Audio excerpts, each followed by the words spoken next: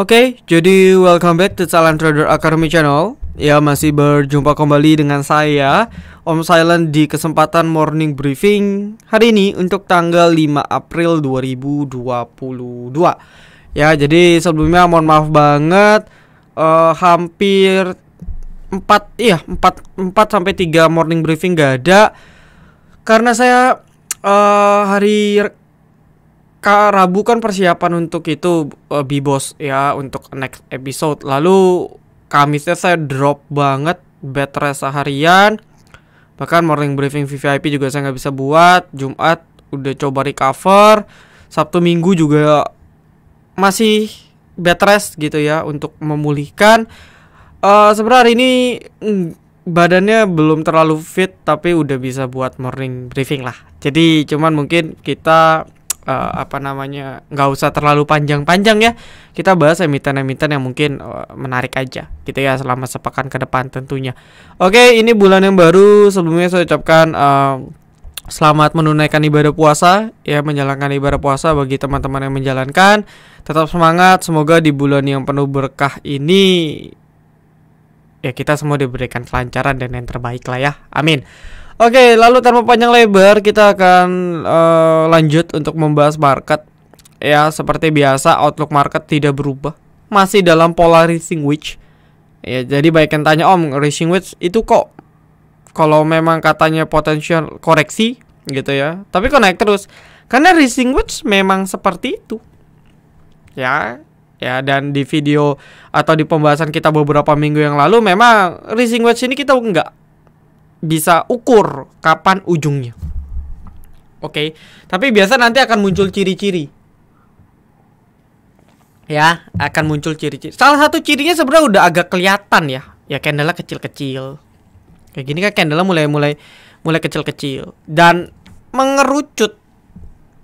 Ya, kalau ini kan lebar, range-nya lebar. Nah, makin ngerucut. Gitu. Oke, cuman ada beberapa kasus, jarang sih, tapi ada. Ya saya lupa ya, itu di indeks atau di di saham ya. Saya dulu pernah lihat model-modelnya rising wedge gitu ya, tapi dia breakout. Karena waktu itu kalau nggak salah ada momentum apa, saya lupa. Kalau nggak salah di bursa Amerika ya. Waktu itu saya lupa sih. Cuman probability besarnya itu ke arah breakdown. Gitu.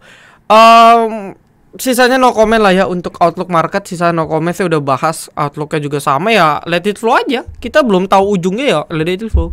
Cuma yang penting kita siap one day jebol, udah cut loss semua. Bukan cut loss semua sih, cut loss yang kena batas. Udah beres. Gitu. Kalau saya sih mikirnya gitu aja. Ya cuma ada diatur-atur lah. Volume market juga kecil ya. Hari ini naik 0,5. Ini 3 hari terakhir volume market di bawah rata-rata harian ya. Jadi ya ini udah nggak proper kayak gitu. Dan mungkin sebagai influencer saya cek juga udah mulai banyak bilang, wah apakah ini rising wedge? Kita udah infoin dari beberapa minggu yang lalu ya, karena saya selalu di depan. Oke, lalu nextnya sebelum itu kita akan mulai ke pembahasan trade dan kita. Ya, hari ini kita ada profit Antam gitu ya. Ini kita rekom dari 1 April di jam 11. Ya, Anda cek sendiri lah ya. Antam hari ini naik 5%, lumayan banget gitu ya. Padahal ini market cuma dikereknya di akhir ya. Padahal dari sesi 1 juga pergerakannya nggak bagus, nggak enak-enak banget pergerakan. Lalu BP ya, kita rekom hari ini kalau BP live trade di jam 9.50. Ya, BP di jam 9.50 itu di sini.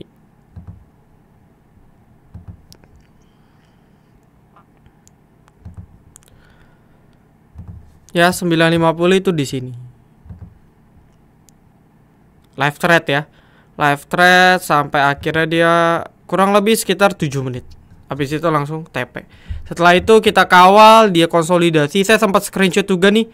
Yang mau pantau screenshot, saya screenshot di sini 98102. Ini sebagai area beli dan breakout lagi. Ya lumayan ya, saya pun masih hold, lumayan lah 10%-an. Oke, Lalu berikutnya ada satu sebenarnya itu adalah Indoway. Ya, ada satu ini Indoway. Jadi kita ada project waran kita yang kita rilis di awal bulan itu ada 6.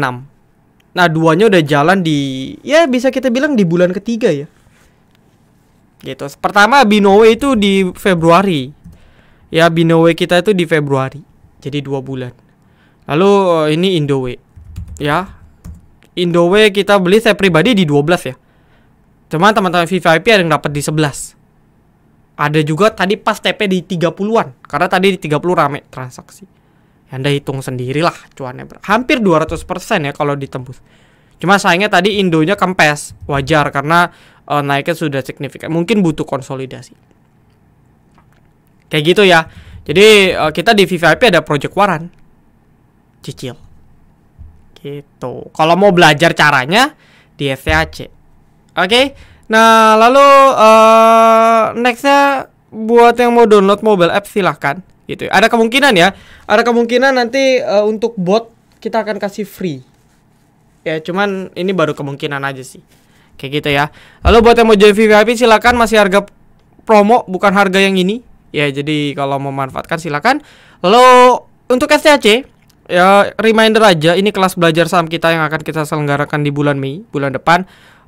Singkat cerita untuk teman-teman ya, singkat cerita ialah ada perubahan di mana kuotanya saya tutup di 50 dulu. Kenapa? Karena kemungkinan besar akan kita sediakan ujian sebagai bentuk memperdalam, memperkuat analisa dari teman-teman. Jadi udah dapat kelas, udah dapat live class 2 hari full, dapat materi, full record dan sebagainya, grup lifetime. Ada tambahan lagi. Dapat bonus scalping series, ada tambahan lagi yaitu dapat bentuk ujian. Ujian tertulis dan ujian tidak tertulis. Nah, tidak tertulis apa? Ya, interview satu-satu. Wah, ini jadi kayak private ya. Cuman saya bentuknya saya jadi kayak Anda sidang lah kalau teman-teman yang ada di bangku kuliah, sidang skripsi ya kayak gitu. Saya dosen penguji, Anda mahasiswanya. Ya, tanya-tanya untuk memperkuat analisa. Gitu. Jadi ini benefit yang mungkin Anda hampir nggak temukan di kelas-kelas di luar. Ya mungkin nextnya akan ditiru. Ya mungkin nextnya konsep ini akan ditiru. Karena ujian-ujian ini biasanya disertifikasi. Ya Anda kalau ke sertifikasi yang resmi-resmi, yang untuk dapat gelar dan untuk dapat pekerjaan di pasar modal, itu pasti ada sesi ujiannya. Ya kurang lebih saya menggunakan konsep itu biar teman-teman lebih matang. Dengan harga yang sama ya di batch 7. Gitu. Dan batch sebelumnya nggak ada. Dan batch berikutnya juga belum tentu. Ya karena saya pikir ya udahlah, ini mumpung jumlah peserta yang gak gitu banyak, saya buat. Karena kalau banyak dibuat ujian, saya yang gempor. Oke, jadi buat yang mau daftar silakan. Terakhir udah 41, berarti sisa 9 orang lagi. Ya jadi sementara kalau udah itu kita close dulu. Oke, yang mau silakan, mau join VVIP atau minimal grup free kami untuk ngobrol-ngobrol, bisa di link ada di description video ini. Nanti Anda bisa akses aja. Lalu ini win rate kita di bulan Maret ya, total cut loss 7 dan TP 35. Ya, dan ini full real. Ya apa adanya, cut loss ya cut loss, TP ya TP. Bahkan kayak energi ini kan sebenarnya kita catat karena asumsi langsung kena batas. Padahal kalau enggak ini sebenarnya TP. Ya energi, karena energi Anda lihat hari ini meledak. Karena kita waktu itu cut loss di 160, closingannya di atas 160. Sebagian teman-teman yang pegang di atas tunggu closing masih hold. Gitu. Oke, lalu tanpa panjang lebar kita akan langsung masuk ke pembahasan. Ini cukup banyak ya. Ini cukup banyak. Jadi kita bahas ada 6 page, berarti 2 lah ya. Di satu frame ini kita bahas 2. Yang paling banyak pertama ada Sen. Oke, Sen closingannya di HK ya. Jadi satu hal yang pasti ada yang narik gitu ya, karena dia HK-nya juga cukup lumayan. Overall chartnya memang bagus gitu ya. Dia konsolidasi setelah breakout, tentunya dia setelah breakout konsolidasi di 230 240. Lalu dia mau lanjut. Ya, nah ini tinggal penentuan aja breakoutnya beneran bisa gak di 254 ya. 254 250. Nah, ini kalau bisa breakout ya harusnya sih lanjut. Oke, untuk sen. Lanjut. Ya, ini kan Anda lihat kan dia konsolidasi di 250 254 emang ada resist, di sini dia juga lagi konsol. Nah, ini cuman belum breakout tapi udah nyentuh kepala atap. Nah, tinggal tunggu dijebol atau enggak. Oke, secara overall kalau dia berhasil buat high baru lagi ya uptrend pendeknya udah dimulai untuk sen ya. Jadi overall bisa dipantau. Coba cek pantauan saya barangkali menarik. Ya Harum menarik karena hari ini naik 10%. Ya. Nah, sebenarnya yang jadi kunci ketika kita menemukan emiten yang contoh ya, contoh. Nah, ketika kayak gini nih. Nah, cuma biasanya ketika kayak gini orang nggak bilang menarik. Nah, pas gini baru wah menarik nih. Karena memang beberapa trader butuh konfirmasi, entah itu dari volume, entah itu dari pergerakan harganya yang breakout atau dan sebagainya. Gitu. Kalau dibilang menarik, ya pasti menarik. Nikelnya stabil, kebetulan kemarin juga naiknya tinggi ya, 3%-an gitu ya di last perdagangan terakhir. Harum juga oke. Ya LK-nya juga udah keluar sih, LK-nya growth. Ya ini double bottom kecil. Dia kalau bisa breakout 12.000 ya lanjut. Ya ini kan ada gap. Harusnya sih ketutup. Memang harusnya tutup gap. Ya. Dan mudah aja untuk Harum kalau mau tutup gap. Gitu. Akhirnya seperti yang saya bilang, komoditi masih bisa dipantau. Ya. Jadi Anda cicil-cicil aja. Antam kan saya udah bilang waktu itu. Udah di 2.500 ke bawah cicil aja. Anda cicil di 2.500, ini juga udah 2.500 ke bawah, ini udah hampir 45%. 4-6% ya, sorry 4-6%. Ya walaupun nggak setinggi Harum sih. Tapi yang penting endingnya cuan, gitu ya. Lalu nextnya GZCO. Tips cara dividen hunter. Wah ini, oke, di ini kita akan bahas di luar stok ya. Karena banyak yang menarik. Tips cara dividen hunter tanpa terkena. Oke, nanti saya akan coba buatkan di video Bibos ya. Kita akan cantumkan ke dalam episode ini dalam video Bibos kita untuk pembelajaran bersama. Oke, yang jelas jangan beli pas dekat-dekat. Kayak Anda mau dividen hunter ITMG, Anda baru beli tanggal 31 ya telat. Gitu. Goto resiko banget ya Om. Saat sell on May dan inflasi. Terlepas dari sell on May, inflasi kita udah tahu ini lagi inflasi gitu ya. Di US udah mau 7%, The Fed cicil naikin suku bunga. Cuman karena kita euforia dengan komoditi ya kita lupa. Gitu ya. Terlepas dari itu semua, ya balik lagi lah Goto market cap-nya terlalu besar gitu. Kita nggak bisa expect banyak. Ya Anda mau Goto arah 3 kali, IHSG kita 9.000 nanti. Ya, karena kan di HK terus. Oke, market cap besar berimpact banget ya. Kita udah tahu kayak banking BCA kadang naik 2%, 3% aja, IHSG kita bisa naik 0,5, 1%. Apalagi Goto ARA gitu. Ya, 25%. Wah, itu sih udah nggak tahu market udah naik seberapa banyak. Oke. WYRG kali ya. WYRG itu Metaverse. Ya, ini di VVIP kita udah info sih. Ya, dan kita ikut sebagai project IPO. Ini salah satu benefit juga. Dan alhamdulillah WYRG pun juga kuat. Ini sebenarnya saya mau bahas juga. Nah, kebetulan saya bahas. WYRG juga salah satu IPO yang kuat ya. Saya pun kaget loh. Kagetnya kenapa? Bukan IPO-nya induknya 17 juta bitnya. Enggak, biasa aja. Tapi Warana ikut langsung lock ARA di hari pertama. Ya. Jadi kalau kita lihat nggak ada transaksi ya. Ini cuman yang langsung otomatis antri jual aja. Ya, tapi sisanya langsung ke lock ARA di 224. Berarti menandakan powernya kuat banget nih perusahaan. Karena seperti saya bilang, di samping Goto ini emiten paling banyak, salah satu paling banyak dibicarakan sebenarnya. Bisnisnya futuristik. Ya balik lagi, ini akan membahas tentang new economic dan old economic maybe. Karena orang-orang berpandangan old ya akan berbicara, buktiin dulu lu bisa ngasilin laba gak? Dari laba lu bisa kasih dividen gak ke investor? Itu pandangan-pandangan dari old economy. Tapi kalau new economy, gak apa-apa lah, gak laba dulu. Tapi kan gue punya user database-nya banyak, gue punya user data marketnya banyak. Misalnya kalau metaverse, saya sih bukan pegiat dari metaverse ya, jadi saya no comment. Cuman intinya kalau new economic ya berpikiran sesuatu yang terbalik gitu, atau bertentangan dengan old. Nah, balik lagi, kuat atau enggak, bagus atau enggak itu tergantung pemahaman teman-teman. Cuman kalau saya, kebetulan saya setiap ikut IPO hanya untuk profit sesaat aja. Jadi udah, kita kawal aja induknya sampai berapa hari ARA, roboh, TP, beres. Gitu. Ya, tapi menurut saya ini cukup menarik ya. Minimal bisa 2-3 kali, minimal harusnya kuat. Ya, harusnya kuat. Menurut saya sih harusnya cukup kuat.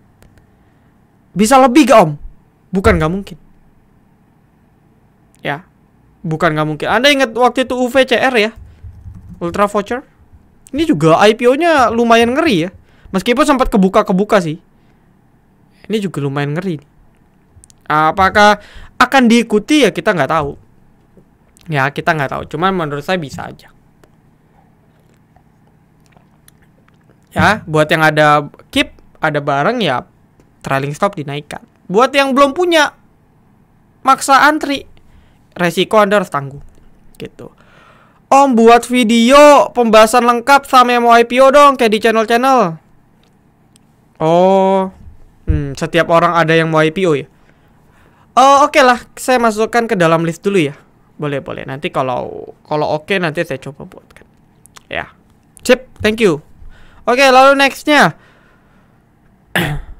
Om Bris, aman gak ya?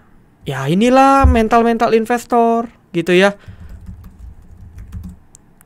Kalau nggak kuat, kalau nggak dingin, kalau bukan uang dingin, ya nggak usah ngomong invest gitu. Maksudnya nanti Anda akan men-statement saham itu judi, main saham itu bikin rugi, padahal yang bikin rugi diri kita. Kita ngomong invest, kita mau besok naik. Kita ngomong invest, kita mau minggu depan dia 10%.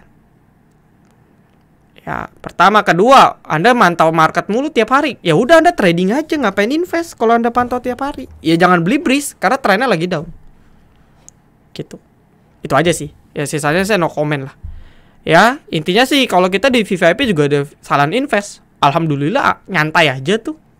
Ya bahkan saya hari ini baru trailing stop full satu emiten 120%. Ya, uang cashnya nanti mau masuk ke emiten yang lain. Itu berproses gitu. Yang penting mah uang dingin nggak perlu pantau tiap hari tapi growth. Itu kunci invest. Ini yang harus kita pahami. Jadi nggak gampang ngomong invest. Komitmen. Ya sama kayak apa ya? Sama kayak komitmen sebuah pernikahan. Gitu ya. Jadi ngomongnya mah gampang. Ya yuk nikah yuk. Tapi komitmen untuk mempertahankannya siap atau enggak. Nah itu yang orang kadang lupa. Makanya banyak yang cerai lah dan sebagainya. Gitu ya. Oke, lalu nextnya aduh kalau baut skip ya. Ngapain baut? Aku udah bilang udah lepas dulu lah. Jangan di apa ya? Jangan diikutin. Itu lagi berantem bener kalian ikutin bonyok. Oke, The Geek. Nah, saya bahas The Geek aja lah. Ini The Geek juga rekom profit kita di penutupan bulan Maret ya, di tanggal 31. TP-nya sih di tanggal 1 April ya. The Geek itu TP-nya di 31 ya. Kamis itu saya drop 31. Pas di akhir Maret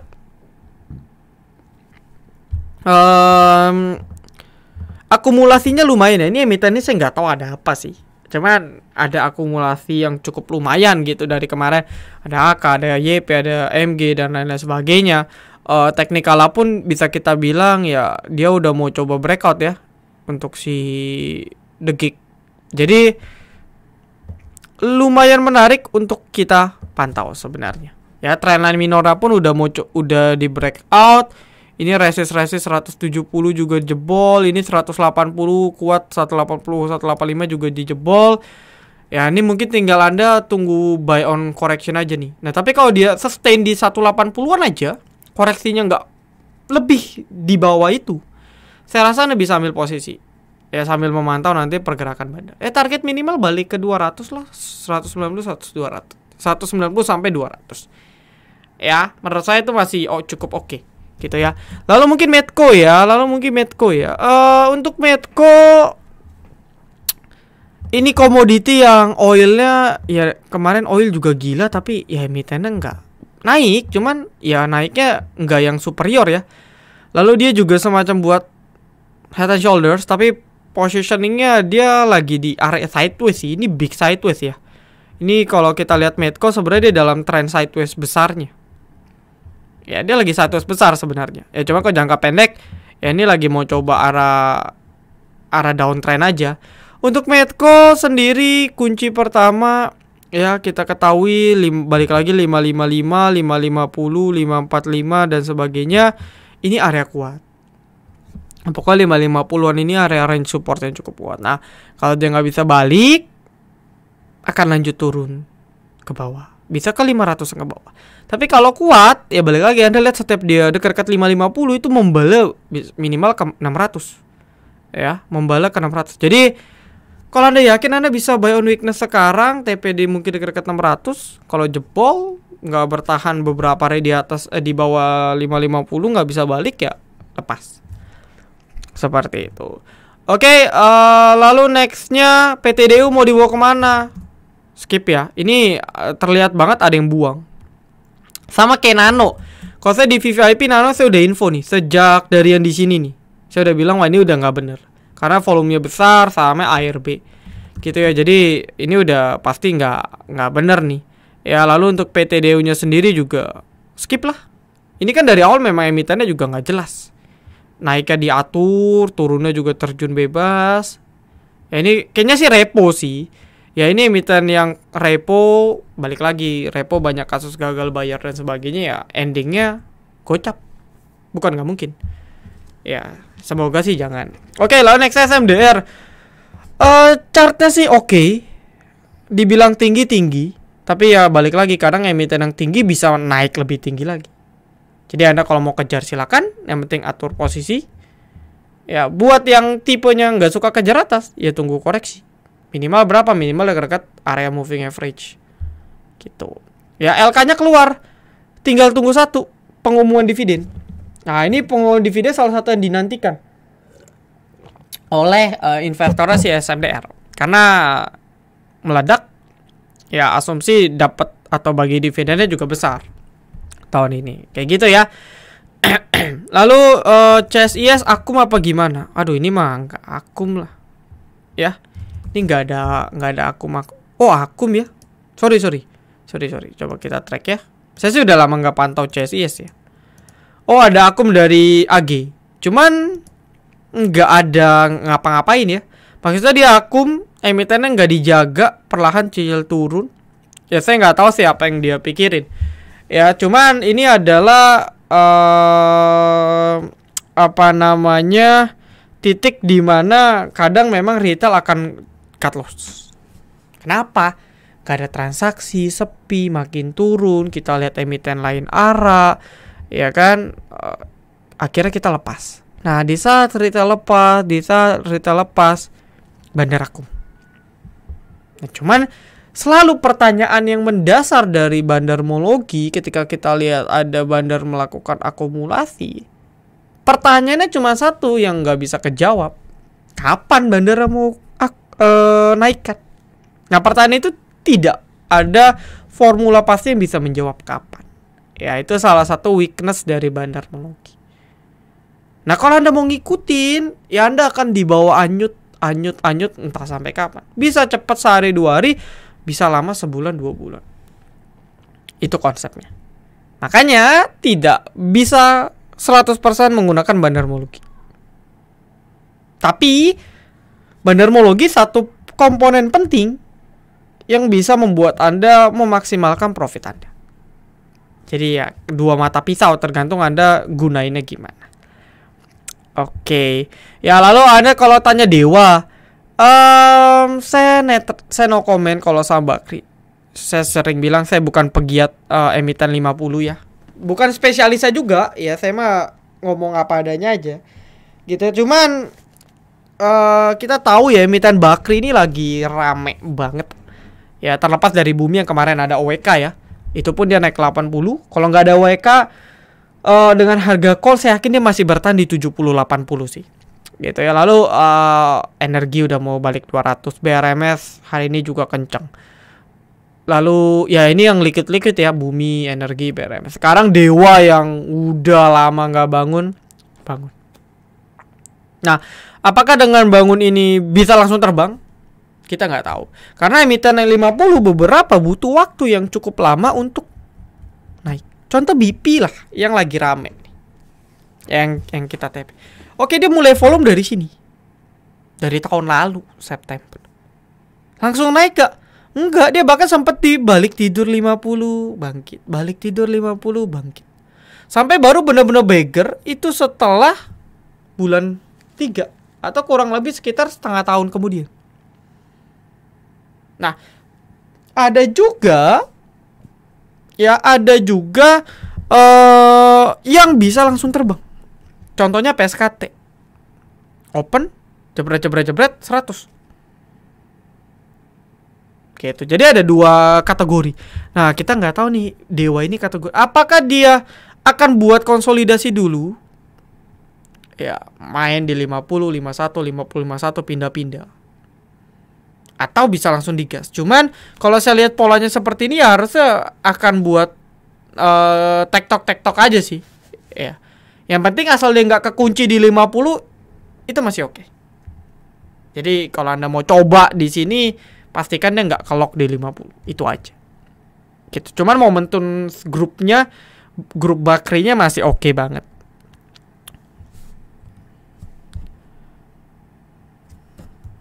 Oke. Lalu nextnya GZCO, CMPP. Oke ya, GZCO. Tadi GZCO juga banyak yang nanya sih. Oke, GZCO. Hari ini CPO-nya kayaknya bagus ya. Coba saya cek ya. Ini IPO juga banyak nih. Saya juga baru bahas untuk teman-teman VVIP. Oke, FCPO-nya bagus ya, di naik 2,6%. Chartnya mirip ya. Kalau Anda perhatikan sebenarnya kurang lebih. Dia naik. Jadi secara nggak langsung dia relate ngikutin harga CPO. Nah, GZCO bagus. Ya, GZCO bagus, lumayan, nggak terlalu buruk. Ya, saya coba tarik Fibo-nya dulu dari ini dari berapa sih? Kurang lebih ya. Oke, dari kurang lebih bisa teman-teman perhatikan ya, batas tengahnya di 130. Pas ya, make sense, match. Ini ada memang di area support, Bollinger bawah juga gitu ya. Ini nggak boleh jebol ya, karena kalau jebol agak kurang bagus sebenarnya.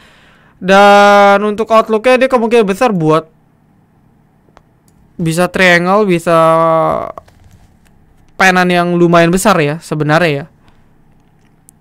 Oke. Jadi kalau harga CPO-nya masih mendukung, ya kalau harga CPO masih mendukung, saya rasa dia akan repeat minimal uji ke trendline atasnya lagi. Nggak breakout ya, nggak breakout, tapi ada kemungkinan dia akan uji dulu sekali ke trendline atasnya. Which is mungkin akan uji Bollinger tengah sekaligus di 150. Nah, nanti ya dia akan mengerucut, endingnya breakout. Menurut saya dengan kondisi GZCO harusnya dia masih bisa breakout ke atas secara swing. Cuman ya kita harus pantau. Gitu ya. Weekly-nya juga sangat sehat sekali. Udah correction beberapa candle weekly. Jadi saya rasa mau buy silakan. Tinggal Anda atur posisi. Cuman enaknya untuk swing. Nah, itu kuncinya. GZCO enaknya lebih ke swing. Ya, enaknya lebih ke arah swing untuk main di GZCO. Gitu ya. Lalu nextnya CMPP. CMPP closingnya 800, bagus. Ini Resia ya, rame diperbincangkan juga. Ya. Kita di VVIP udah dari berapa ya? Pertama di VVIP Silent Investor ya. Tim analis kita nih udah info kok nggak salah dari di sinilah kurang lebih. Dari sini. Ya, lalu kita di Silent Trader udah rame juga dari mulai di sini. Ya sebenarnya banyak ya, bukan kita doang yang bahas gitu ya. Karena mungkin bisa jadi beberapa yang paham pasti udah ikut lah CMPP. Gitu. Cuman apakah berlanjut atau enggak, ya saya sih nggak ngikutin story-nya. Tapi secara teknikal ini masih probably lanjut. Ya setelah dia breakout, oke, setelah CMPP berhasil breakout di sekitar 670-680-an, ya dia kemarin udah sempat retest gitu ya, retest satu candle nih lewat ekor. Ya saya rasa bukan nggak mungkin dia akan lanjut. Ya dia udah buat konsolidasi base, ada support di sekitar 720-an ya, 720 sampai dengan ya 720 750, ada range support sekitar segitu, 720 750 ya. Udah cukup kuat sebenarnya. Tinggal apakah dia beneran bisa breakout di 800 atau enggak. Ya, kuat atau enggak. Karena beberapa kali kan ini kena 790 kempes, ini kena 800 kempes, ini juga kena 800 nggak lama kempes. Jadi 800 masih menjadi area sakral yang nggak kuat CMPP bertahan, tapi kalau kuat bisa dipantau. Ya. Nah, bagi Anda yang suka tiba-tiba siapa tahu digoreng arah, Anda coba CMPP aja. Cuma disclaimer on, atur masing-masing, siap disiplin. Ya, sisanya saya no comment. Oke. Lalu terakhir Asa aja lah ya. Terakhir Asa. Asa juga technical oke. Ya, dia udah buat konsolidasi base. Ini sebenarnya confirm dia punya higher low. Ya, dia buat low yang tidak lebih rendah. Tinggal dia mengkonfirm di breakout apakah dia bisa membuat high yang lebih tinggi atau enggak. Ya, maybe di sekitar 2750-an ke atas lah ya. Atau kalau dia bisa buat high yang lebih tinggi lagi di atas 2800 itu lebih bagus. Dan mungkin itu udah mengkonfirm jangka pendeknya dia untuk uptrend bagi Asa. Oke, jadi menurut saya itu hal yang cukup oke lah, seperti itu. Oke, kurang lebih mungkin itu dulu ya yang bisa saya sampaikan. Mohon maaf gak bisa kebahas semua, tapi itu tadi beberapa emiten yang cukup menarik untuk kita perhatikan gitu ya, sambil melihat ya kalau komoditi Anda update lah komoditinya tiap malam gimana, atau Anda kan banyak tuh dari marketing sekuritas rangkuman itu ya, welcome Dow Jones bla bla bla bla bla bla. Nah itu kan rangkuman, Anda tinggal baca di situ juga bisa. Oke, jadi saya rasa cukup. Thank you teman-teman semua, good luck, salam trader Academy, be patient, be cuan.